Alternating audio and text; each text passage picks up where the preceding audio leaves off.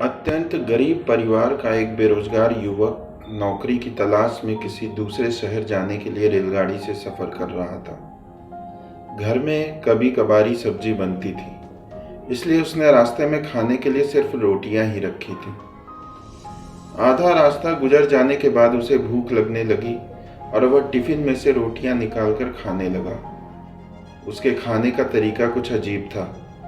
वह रोटी का एक टुकड़ा लेता और उसे टिफिन के अंदर कुछ ऐसे डालता मानो रोटी के साथ कुछ और भी खा रहा हो, जबकि उसके पास तो सिर्फ रोटियां थी। उसकी इस हरकत को आसपास के और दूसरे यात्री देखकर हैरान हो रहे थे। वह युवक हर बार रोटी का एक टुकड़ा लेता और झूठ मूठ का टिफिन में डालता और खाता। सभी सोच रहे थे कि आखिर वह युवक ऐसा क्यों कर रहा था।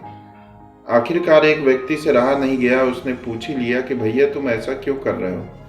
तुम्हारे पास सब्जी तो है ही नहीं, फिर रोटी के टुकड़े को हर बार खाली टिफिन में डालकर ऐसे खा रहे हो मानो उसमें सब्जी हो। तब उस युवक ने जवाब दिया, भैया इस खाली ढक्कन में सब्जी नहीं है, लेकिन मैं अपने मन में यह सोचकर खा रहा हूँ कि इसमें बहुत सारा अचार है। मैं अचार के साथ रोटी खा रहा हूँ। फिर व्यक्ति ने पूछा, खाली ढक्कन में अचार सोचकर सूखी रोटी को खा रहे हो, तो क्या तुम्हें अचार का स्वाद आ रहा है? हाँ बिल्कुल आ रहा है। मैं रोटी के साथ अचार सोचकर खा रहा हूँ और मुझे बहुत अच्छा भी लग रहा है, युवक ने जवाब दिया।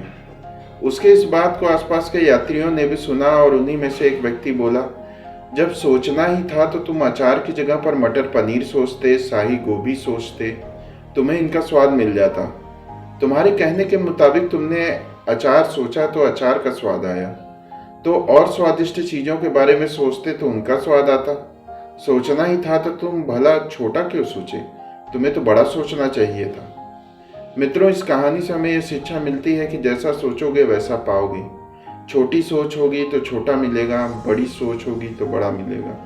इसलिए जीवन में हमेशा बड़ा सोचो, बड़े सपने देखो, तो हमेशा बड़ा ही पाओगे। छोटी सोच में भी उतनी ही ऊर्जा और समय खपत होगी जितनी बड़ी सोच में। इसलिए जब सोचना ही है तो हमेशा बड़ा ही सोचो।